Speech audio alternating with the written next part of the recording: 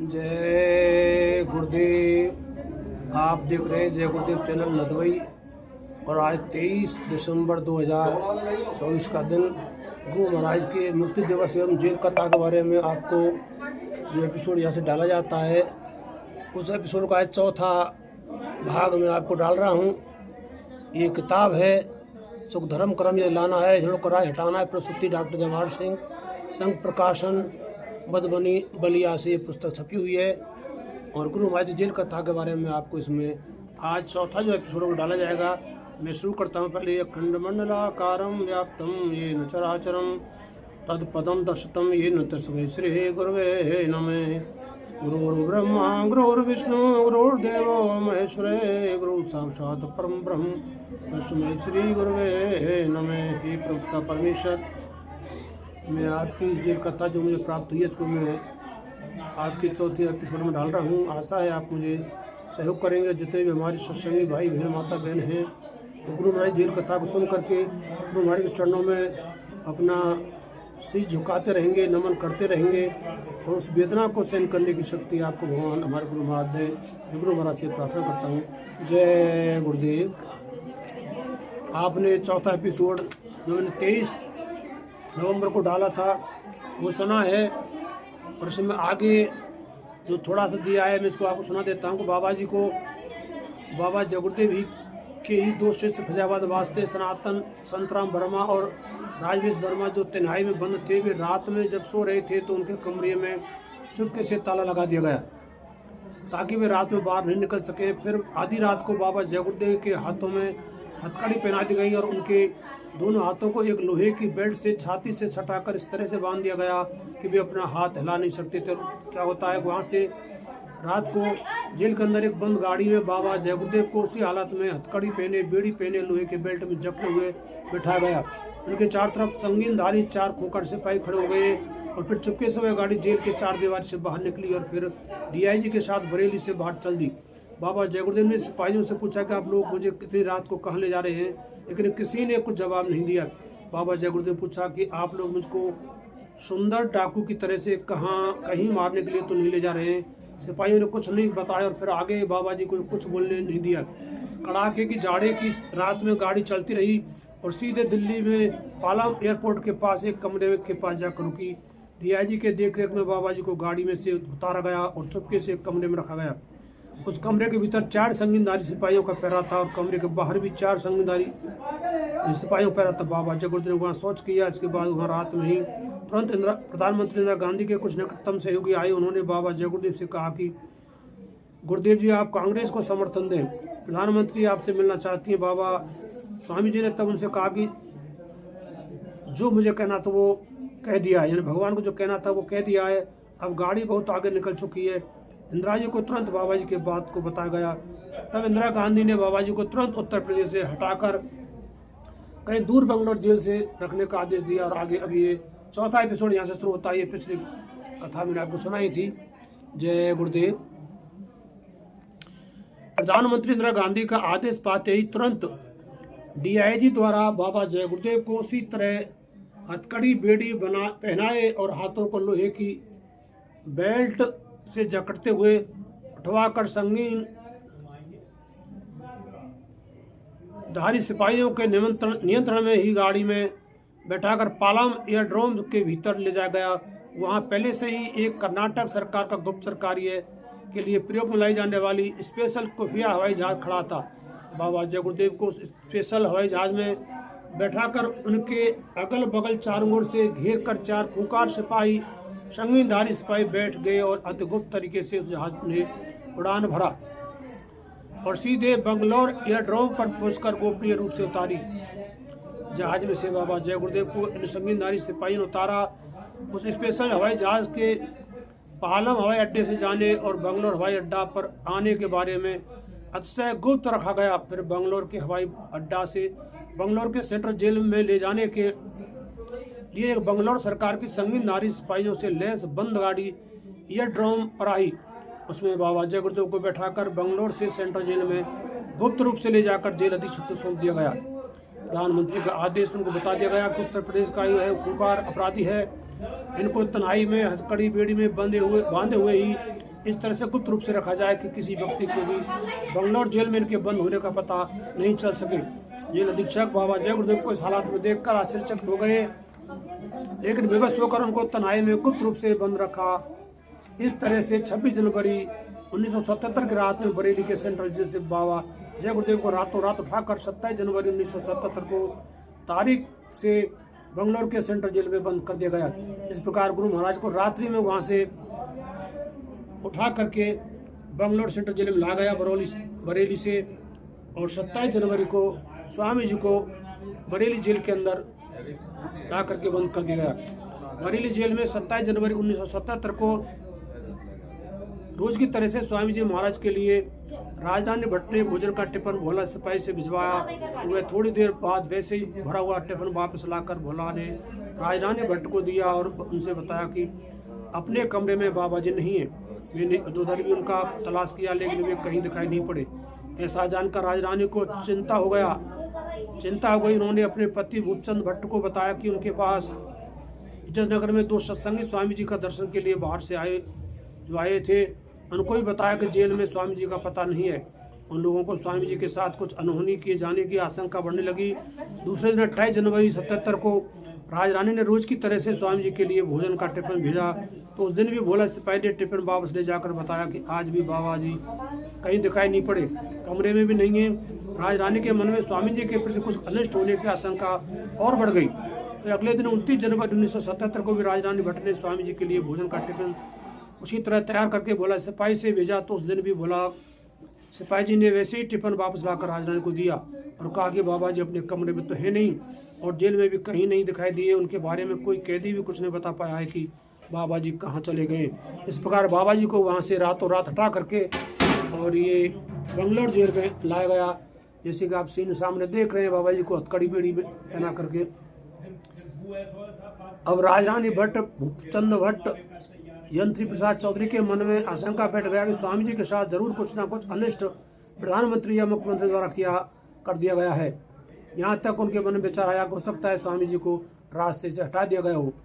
उन लोगों ने जौनपुर के शिवमूर्त यादव बड़े बाबू को सूचित किया कि भूपचंद भट्ट तथा राजरानी 30 जनवरी 1977 को बरेली छोड़कर लखनऊ अपने क्वार्टर पर आ गए। शिवमूर्त यादव स्वामी जी महाराज के बारे में विभिन्न स्रोतों से पता लगाने लगे। आपातकाल में कहीं आने जाने की भी पुलिस वाले जय गुरुदेव के भक्तों को पकड़ लिया करते थे।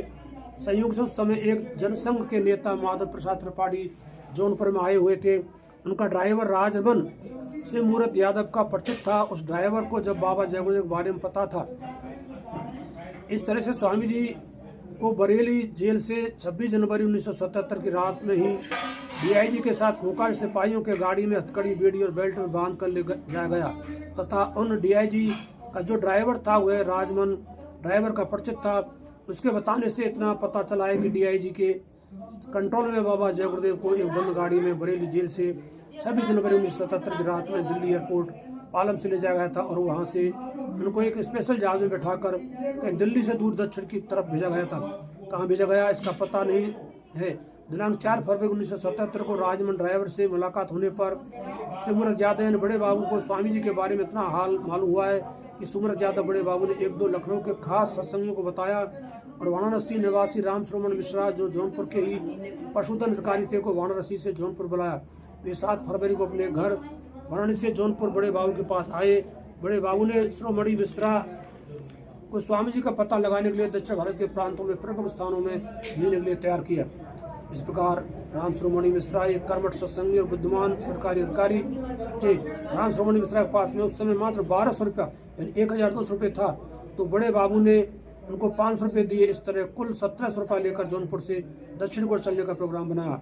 इस तरह से हमारे गुरु महाराज को बहुत ही यात्राएं दी गई और यहाँ तक है कि जेल में किसी को मिलने के लिए अवसर नहीं दिया गया। जय गुरुदेव। आज दिनांक 23 दिसंबर 2024 का दिन हमारे तमाम सत्संगी भाई यहाँ इस समय मौजूद, उन्हीं की देख रेख में यहाँ से ये एपिसोड डाला जा रहा है। जय गुरुदेव। जय गुरुदेव। आगे हम चलते हैं। राम श्रोमणि मिश्रा एक कर्मठ सत्संग जो थे वो 1200 प्लस 500 को लेकर के और दक्षिण भारत को चलने का उन्होंने प्रोग्राम बनाया और अगले दिन दिनांक 8 फरवरी 1977 को स्वामी जी का महाराज का पता लगाने के लिए जौनपुर से चले रेलगाड़ी से चलकर वे 10 फरवरी 1977 को कलकत्ता पहुंचे। वहां पहुंचकर वे कलकत्ता के अलीपुर जेल के गेट पर गए। वहां जेल के अधिकारी कर्मचारी से संपर्क करने पर पता चला है कि यहाँ यानी स्वामी जी बाबा जय गुरुदेव नहीं आए। स्वामी जी का यहाँ पता नहीं चला तो वे दमदम जेल में गए। वहाँ के जेल के कर्मचारी अधिकारी किसी ने बाबा जय गुरुदेव को वहाँ आने की खबर से इनकार किया। तब इन दोनों जेलों में पता चला है कि इन दोनों जेलों से किसी भी जेल में हवाई जहाज से तुलसीदास यानी बाबा जय गुरुदेव को नहीं भेजा गया है। तब इसके बाद राम सुब्रमण्य मिश्रा कलकत्ता में रहने वाले सेठ मदनलाल खंडेलवाल के निवास पर गए। वहां पहुंचने पर उन्होंने देखा है कि वहां 2 सत्संगी सत्यानंद भट्ट गोरखपुर वाले और राम लखन यादव और टट्टू लखनऊ वाले वहां आकर रुके हुए। जय उन लोगों ने मिश्रा जी से बताया कि हम लोगों ने कलकत्ता के जेल में पता लगाया है, वहां वे नहीं आए हैं, इसलिए हम लोग यहाँ से वापस जा रहे हैं। आपको भी यहाँ से वापस जौनपुर लौट जाना चाहिए। राम सुब्रमण्य मिश्रा ने कुछ नहीं कहा, वे चुप रहे। उसी समय वहाँ मदनलाल सेठ के मकान पर पांडे जी भोपाल मध्य प्रदेश के रहने वाले आए तो कलकत्ता में ही बैंक मैनेजर थे। परचौने पर मिश्रा जी ने उनसे पूछा कि मैं बंगलोर जाना चाहता हूँ, मुझे कैसे कैसे जाना होगा बता दीजिए। तब मैनेजर साहब पांडे जी ने मिश्रा जी को कैसे कैसे कौन कौन सी ट्रेन से जाना होगा सब बता दिया। पांडे जी ने जानकारी मिल जाने के बाद मिश्रा जी कलकत्ता से 10 फरवरी को ही एक्सप्रेस ट्रेन में बैठ गए और अगले दिन 11 फरवरी 1977 को मद्रास स्टेशन पहुंचे। फिर मद्रास से उनको बंगलोर जाने के लिए वृंदावन एक्सप्रेस ट्रेन मिली। उस ट्रेन में बैठकर मिश्रा जी बंगलोर रेलवे स्टेशन पर 11 फरवरी 1977 की रात में वहां पहुंच गए। इस प्रकार मिश्रा जी अपने निश्चित स्थान पर बंगलोर वो पहुंच जाते हैं। फिर स्टेशन से बाहर निकल कर वे एक होटल में रात में रुकते हैं। अगले दिन 12 फरवरी 1977 को मिश्रा जी बंगलोर सेंट्रल जेल के गेट पर गए। वहाँ अधिक लोग दक्षिण भारत के ही रहने वाले थे। उनकी भाषा हिंदी से अलग थी जो समझ में नहीं आती थी, लेकिन थोड़ी देर इधर उधर देखने रहने के बाद जेल के 2 सिपाही दिखाई दिए जो उत्तर भारत के निवासी थे। उन सिपाहियों ने मिश्रा जी से पूछा कि यहाँ आप किसको ढूंढ रहे हैं। तब मिश्रा जी ने उनको बताया कि मैं यूपी का रहने वाला हूँ और अपने पिताजी की खोज में यहाँ आया हूँ। मेरे पिताजी का दिमाग 3 महीने से खराब हो गया है, वे पागल जैसे हो गए हैं। उनका दिल्ली में इलाज हो रहा था लेकिन वहाँ वे अब नहीं है। वहाँ मुझे पता चला है कि मेरे पिताजी को दिल्ली से बंगलोर भेजा गया है। उन्हीं का पता लगाने में यहाँ आया हूँ। उन दोनों सिपाहियों ने मिश्रा जी से उनके पिताजी का नाम और हुलिया पूछा। मिश्रा जी ने अपने पिताजी का नाम तुलसीदास और उनका दाढ़ी वाला पका हुआ कद काठी बताया। तब उन सिपाहियों ने मिश्रा जी को चाय पिलाया। उसके बाद उनको अपने साथ आपस में लगा लिए गए और फिर देखते आगे क्या होता है। आपस में 30-35 साल उम्र की दक्षिण भारत की एक महिला कर्मचारी थी जो वहाँ बैठी हुई थी। उसने मिश्रा जी से उनके वहाँ आने का कारण पूछा। इनको उसकी भाषा समझ नहीं आया। तब मिश्रा जी ने अंग्रेजी में उनसे बोला कि क्या यहाँ उत्तर भारत का रहने वाला कोई कर्मचारी है जो मेरी बात को ठीक से समझ सके। तो उसने कहा कि यहाँ एयर ट्रैफिक अधिकारी आर प्रसाद जी हैं, वे 10 बजे यहाँ आएंगे, आप उनका इंतजार करिए। मिश्रा जी उन दोनों सिपाहियों के साथ ही वहाँ बैठे रहे। ठीक 10 बजे आर प्रसाद वहाँ आए तो उस महिला कर्मचारी ने मिश्रा जी से कहा कि आप इनसे अपनी बात कह सकते हैं। तब मिश्रा जी ने आर प्रसाद से कहा कि मैं यूपी का रहने वाला हूँ और यहाँ आया हूँ। मेरे पिताजी का दिमाग 3 महीने से खराब हो गया है, वे पागल जैसे हो गए हैं। वे दिल्ली में थे लेकिन वहाँ वे नहीं हैं। मुझे वहाँ पता चला है कि उनको 26 जनवरी 1977 को दिल्ली से बंगलोर भेज दिया गया है। मैं उन्हीं को खोजने आया हूँ। आर प्रसाद जो मध्य प्रदेश के सतना जिले के रहने वाले थे और बंगलोर एयरपोर्ट पर ट्रैफिक ऑफिसर पद पर कार्यरत थे, ने कहा कि आप अभी यहाँ बैठिए, मैं ड्यूटी पर जा रहा हूँ और 3 बजे आ जाऊँगा, तब बात करेंगे। ठीक 3 बजे आर प्रसाद वहाँ आए। तब तक ये हमारे भाई वहाँ बैठे रहे उनके इंतजार में और पिताजी का नाम पूछकर एक कमरे में लगा लिए गए। यानी आर प्रसाद जी ले गए उनको। उन्हें रेस्टोरेंट देखा कि जितने भी जहाज बंगलोर से 26 जनवरी से 30 जनवरी 77 तक आई थी और उसमें जो पैसेंजर थे उनके किसी भी में भी मिश्रा जी के पिता का नाम यानी तुलसीदास जी का नाम नहीं था। मिश्रा जी को उनके सामने रेस्टोरेंट दिखाते हुए बता दिया है कि इन 3 दिनों में आपके पिताजी यहाँ नहीं आए, क्योंकि बाबा जय गुरुदेव यानी स्वामी जी को यानी कर्नाटक सरकार के स्पेशल खुफिया जहाज के द्वारा गोपनीय रूप से दिल्ली से बंगलोर 26 जनवरी 1977 को भेजा गया था। इसलिए जहाज के पैसेंजर के आने वाले किसी जहाज के पैसेंजर में गोस्वामी तुलसीदास जी का नाम नहीं था। इसके बाद उस दिन आर प्रसाद वहाँ से चले गए। इसके बाद मिश्रा जी जेल अधीक्षक से मिले और अपनी बात बताई। तब जेल अधीक्षक जी ने मिश्रा जी से उनके पिता का पूरा हुलिया पूछा और वे जेल के अंदर जाकर थोड़ी देर बाद वापस आकर मिश्रा जी से बोले कि आपने अपने पिता का जैसा हुलिया बताया उससे मिलता जुलता एक कैदी तो जेल में दिखाई दिया, लेकिन मैंने जब उनसे कहा कि एक आदमी यूपी से यहाँ आया है, वह कह रहा है कि उसके पिता का दिमाग खराब हो गया है, उनका इलाज दिल्ली में हो रहा था, लेकिन 26 जनवरी के बाद वे वहाँ नहीं है। उनको वहाँ से पता चला कि वे उनके पिता को बंगलोर भेज दिया गया है। वे आप तो नहीं है। इस पर गुरु महाराज ने कहा कि नहीं, मेरा कोई पुत्र नहीं है, कोई गैर आदमी होगा, इसलिए आप यहाँ से चले जाइए। इस पर मिश्रा जी ने उनको कहा कि आप बताइए कि यदि पिता का दिमाग खराब हो गया है और अपने पुत्र को भूल गए तो क्या पुत्र का भी यह कर्तव्य है कि वे अपने पिता की तलाश करना छोड़ दें। इसके बाद मिश्रा जी ने जेल सुप्रिटेंडेंट को पत्र दिए कि उन्हें जेल में अपने पिता की पहचान के लिए मिलने की आज्ञा दिया जाए। जेल सुप्रिटेंडेंट ने कहा कि मुलाकात करने के पहले के लिए आप दिल्ली से होम सेक्रेटरी को पत्र लिखें, वहाँ से आदेश मिलने पर ही आप अपने पिता तुलसीदास जी से मिल सकते हैं। जेल सुप्रिटेंडेंट को विश्वास हो गया कि कैदी तुलसीदास ही उनके पिता हैं। उधर जो सुप्रिटेंडेंट थे वो भी समझ चुके थे कि ये तुलसीदास नाम के जो यहाँ आए हुए हैं कैदी, यही इनके पिताजी हैं जो बाबा जय गुरुदेव हैं। तो उन्होंने मिश्रा जी से कहा कि मैंने उनको डंडी वाली बेड़ी हटाकर जंजीर वाली बेड़ी लगवा दिया है, हथकड़ी भी निकलवा दी गई है, वे अब यहाँ आराम से कमरे में हैं, अब आप वापस घर जा सकते हैं, आपके पिता सुरक्षित हैं। मिश्रा जी को ऐसा बताकर वे चले गए। आर प्रसाद तथा जेल अधीक्षक से बातचीत होने के बाद मिश्रा जी वहीं ऑफिस में बैठे रहे। तब दोनों सिपाहियों जो मिश्रा जी को जेल ऑफिस में जाकर अधिकारी से मिलवाए थे, उनमें एक ने मिश्रा जी से कहा कि आप जय गुरुदेव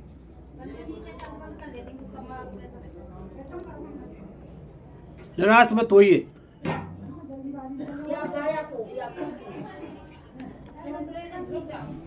आज शनिवार और राष्ट्रपति फखरुद्दीन अली अहमद की मृत्यु हो गई है, इसलिए जेल बंद रहेगा। लोगों से ऐसा कहते हुए सुना गया कि संजय गांधी द्वारा कई बार उनका अपमान किया जाता रहा है, बार बार बेइज्जत होने से, सदमा लगने से ही, यानी हमारे जो राष्ट्रपति थे फखरुद्दीन अहमद, उस समय के उनको हार्ट अटैक हो गया है और वो अपना शरीर छोड़ गए। उल्लेखनीय है कि वही महामहिम फखरुद्दीन अली अहमद रहे जिन्होंने केवल प्रधानमंत्री इंदिरा गांधी के कहने पर 40 से अधिक विधानों को संविधान के प्रधानमंत्री इंदिरा गांधी की व्यक्तिगत हित में अपनी स्वीकृति देकर बदल दिया गया और देश में आपातकाल लगाने की स्वीकृति उन्होंने केवल माननीय प्रधानमंत्री इंदिरा गांधी के कहने पर दिया था।